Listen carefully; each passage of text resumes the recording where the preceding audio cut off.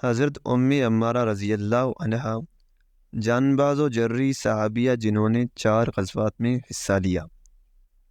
حضرت عمارہ رضی اللہ عنہا وہ عظیم صحابیہ ہیں جو اسلام کے ابتدائی زمانے میں مسلمان ہوئیں۔ بسم اللہ الرحمن الرحیم۔ معزز ناظرین، السلام علیکم ورحمۃ اللہ وبرکاتہ۔ ناظرین، آج ہم حضرت عمارہ رضی اللہ عنہا کی زندگی پر روشنی ڈالیں گے۔ حضرت عمارہ رضی اللہ عنہا کو اسلام قبول کرنے کی سعادت اس وقت حاصل ہوئی جب کہ مکہ مکرمہ میں کفار کے مظالم حد سے زیادہ ہو چکے تھے۔ حضرت عمارہ رضی اللہ عنہا کئی غزوات میں حصہ لیا۔ آپ رضی اللہ عنہا نے غزوہ احد میں بے شمار شجاعت کا مظاہرہ کیا۔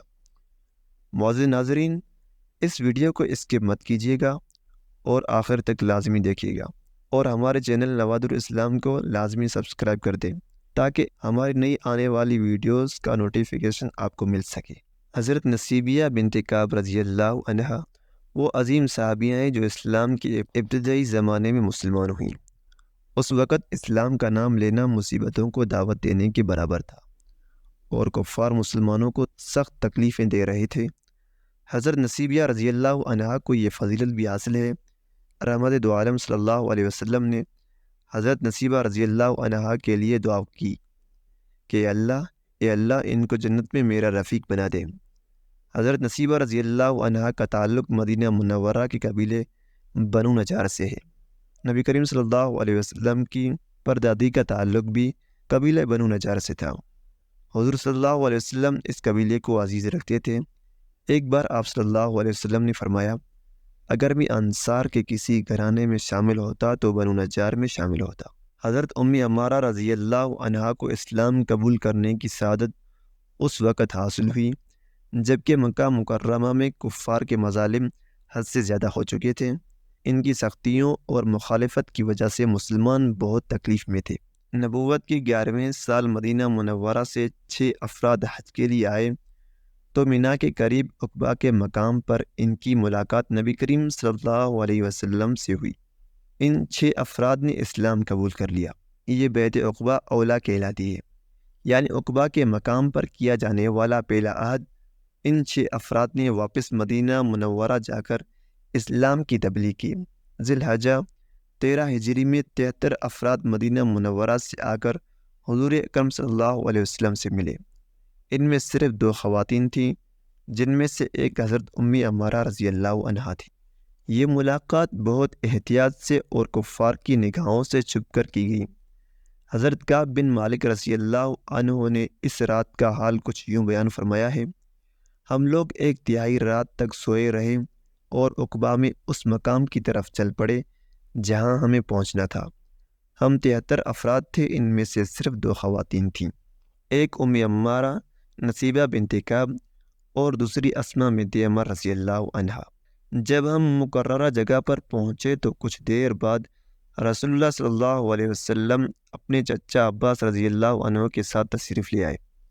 حضرت عباس رضی اللہ عنہ نے ایک تقریر فرمائی، پھر حضور صلی اللہ علیہ وسلم نے قرآن پاک کی تلاوت فرمائی، اسلام کی دعوت دی، پھر فرمایا، میں تم سے اس بات پر بیعت لیتا ہوں کہ تم لوگ میری اس طرح حفاظت کرو گے جس طرح تم اپنی عورتوں کے محافظ ہو۔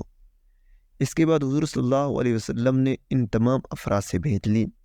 سب نے عہد کیا کہ حضور صلی اللہ علیہ وسلم مدینہ منورہ تشریف لائیں گے تو ہم اپنی جان، مال اور اولاد کے ساتھ آپ صلی اللہ علیہ وسلم کی حمایت اور مدد کریں گے۔ تمام مرد حضور صلی اللہ علیہ وسلم کے ہاتھ پر ہاتھ رکھ کر بیعت کر چکے تو حضور صلی اللہ علیہ وسلم کی خدمت میں عرض کیا گیا کہ یہ 2 خواتین بھی بیعت میں ہمارے ساتھ شریک ہیں۔ آپ صلی اللہ علیہ وسلم نے ان سے بھی بیعت لے لی۔ سرور دو جہاں عالم صلی اللہ علیہ وسلم نے فرمایا، میں ان سے بھی ان شرائط پر بیعت لے چکا ہوں جن پر میں نے تم سے بیعت لی ہے، میں عورتوں سے ہاتھ نہیں ملاتا۔ حضرت عمارہ رضی اللہ عنہا بہت بہادر خاتون تھی۔ آپ رضی اللہ عنہ نے کئی غزوات میں حصہ لیا۔ غزوہ اس جنگ کو کہتے ہیں جس میں رسول اللہ صلی اللہ علیہ وسلم نے بھی شرکت فرمائی، اس کی جمع غزوات ہے۔ غزوہ احد میں حضرت عمارہ رضی اللہ عنہا نے بے مثال شجاعت کا مظاہرہ کیا۔ اس جنگ میں چند مسلمانوں کی غلطی سے فائدہ اٹھا کر کفار نے مسلمانوں پر زبردست حملہ کر دیا تھا۔ حضرت عمارہ رضی اللہ عنہا جنگ میں رسول اللہ صلی اللہ علیہ وسلم کے قریب ہی تھیں۔ آپ پیاسے مجاہدین کو پانی پلا رہی تھیں، زخمیوں کی مرہم پٹی کر رہی تھیں۔ کوئی تیر تلوار یا نیزہ گر جاتا تو اٹھا کر مجاہدین کو تھما دیتی تھی۔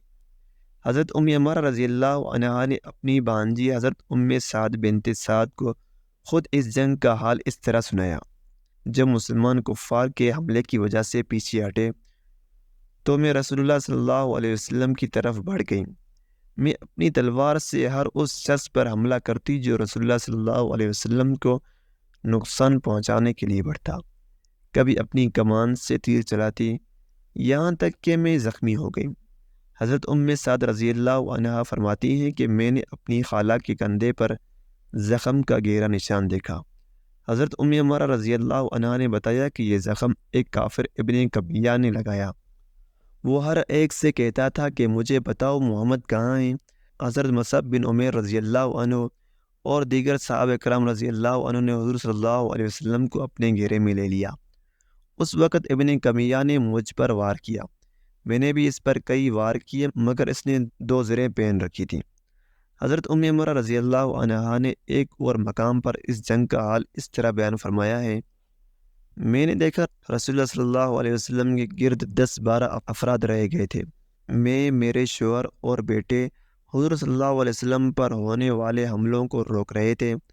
حضور صلی اللہ علیہ وسلم نے مجھے بغیر ڈھال کے دیکھا تو ایک اور صحابی رضی اللہ عنہ سے فرمایا، تم اپنی ڈھال اسے دے دو جو ابھی جنگ کا ارادہ رکھتی ہے۔ ایک کافر گھڑ سوار نے بڑھ کر مجھ پر تلوار سے وار کیا۔ میں نے ڈھال آگے کر دی، پھر میں نے اس کے گھوڑے کے ٹخنے کے قریب چوٹ لگائی۔ وہ اپنی پیٹھ کے بل گرا۔ یہ دیکھ کر رسول اللہ صلی اللہ علیہ وسلم نے میرے بیٹے کو آواز دی کہ اپنی ماں کو دیکھو۔ وہ فوراً آیا۔ ہم دونوں ماں بیٹے نے مل کر اس گھڑ سوار کافر کو ہلاک کر دیا۔ اسی جنگ میں حضرت عمارہ رضی اللہ عنہا کے ایک صاحبزادے عبداللہ کا بازو زخمی ہو گیا۔ اسی جنگ میں حضرت عمارہ رضی اللہ عنہا کے ایک صاحبزادے عبداللہ کا بازو زخمی ہو گیا۔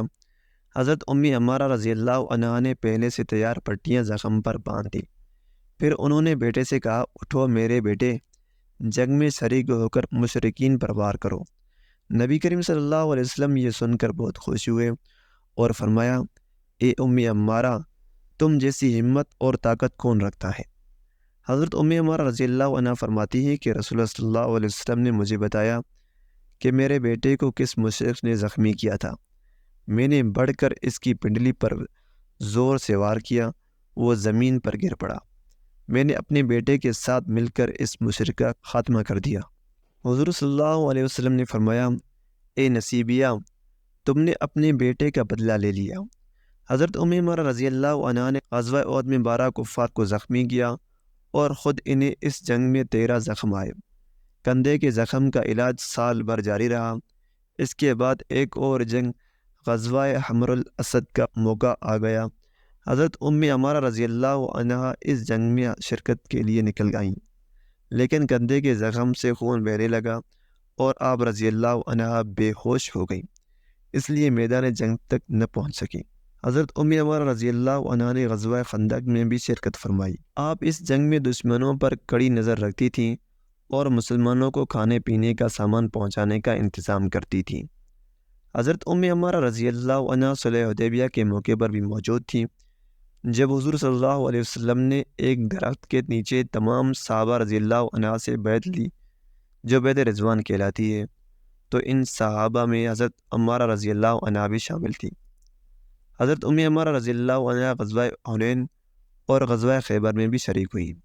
آپ نے دشمنوں کی سازشوں پر نگاہ رکھی، مجاہدین کو کھانے پینے کی اشیاء فراہم کی اور زخمیوں کو طبی امداد دی۔ حضرت عمارہ رضی اللہ عنہ نے فتح مکہ کا یادگار دن بھی دیکھا۔ رسول اللہ صلی اللہ علیہ وسلم کی حیات طیبہ کے آخری دنوں میں ایک شخص نے نبی ہونے کا جھوٹا دعویٰ کیا۔ اس کا نام مسلمہ تھا۔ اس کو مسلمہ کذاب کہا جانے لگا، یعنی مسلمہ جھوٹا۔ اس نے ایک بڑی فوج بھی تیار کر لی۔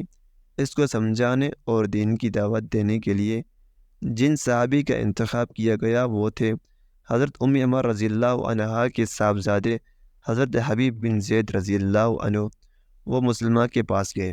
اس کو ہم سمجھانے کی کوشش کی، لیکن اس ظالم نے حضرت حبیب رضی اللہ عنہ پر تلوار سے وار کرنے شروع کر دیے اور ان کے جسم کے ٹکڑے ٹکڑے کر کے انہیں شہید کر دیا گیا۔ حضرت ابوبکر رضی اللہ عنہ خلیفہ بنے تو انہوں نے مسلمہ کذاب اور اس کی فوج سے لڑنے کے لیے ایک لشکر روانہ کیا۔ اس لشکر کے سربراہ حضرت خالد بن ولید رضی اللہ عنہ تھے۔ حضرت عمارہ رضی اللہ عنہا بھی اپنے دوسرے بیٹے حضرت عبداللہ بن زید رضی اللہ عنہ کے ساتھ اس لشکر میں شامل تھیں۔ حمامہ کے مقام پر زبردست جنگ ہوئی۔ مسلمہ کذاب کی فوج سے سخت مقابلہ کیا گیا، لیکن آخر وہ پیچھے ہٹتے ہٹتے مسلمہ کے ایک باغ میں داخل ہو گئی۔ یہ باغ قلعے کی طرح تھا۔ مسلمہ کے لوگوں نے قلعے کا دروازہ بند کر لیا، لیکن ایک صحابی نے دیوار پھاند کر قلعے کا دروازہ کھول دیا اور مسلمانوں کی فوج اندر داخل ہو گئی۔ حضرت عمارہ رضی اللہ عنہ فرماتی ہیں، میرا ارادہ تھا کہ مسلمہ کو قتل کروں گی۔ میں قلعے کے اندر چلی گئی، اچانک مسلمہ کے ایک حمایتی نے مجھ پر وار کیا جس سے میرا ایک ہاتھ کٹ گیا۔ میں پھر بھی آگے بڑھتی گئی۔ جب میں مسلمہ کے پاس پہنچی، میرا بیٹا خون لگی تلوار مسلمہ کے کپڑوں سے صاف کر رہا تھا۔ میں نے پوچھا، کیا اس کو تم نے قتل کیا ہے؟ بیٹے نے کہا، ہاں۔ یہ سنتے ہی میں نے شکر کا سجدہ ادا کیا۔ دیگر روایت میں بتایا گیا ہے کہ حضرت واشی رضی اللہ عنہ نے مسلمہ پر اپنا خاص نیزہ پھینکا تھا اور حضرت عبداللہ بن زید رضی اللہ عنہ نے تلوار سے وار کیا تھا۔